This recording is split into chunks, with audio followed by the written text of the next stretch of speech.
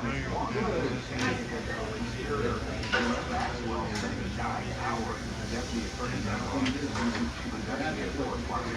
we have no more muffins?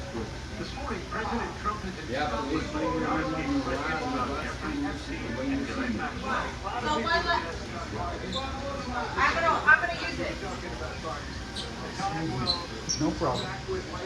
Deputy Attorney General Todd Blanche questioned Maxwell for 2 straight days.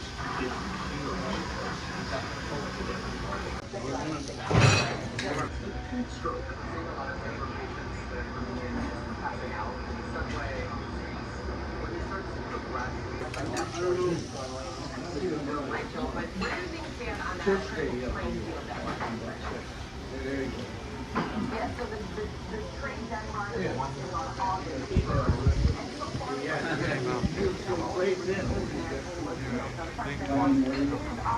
Great.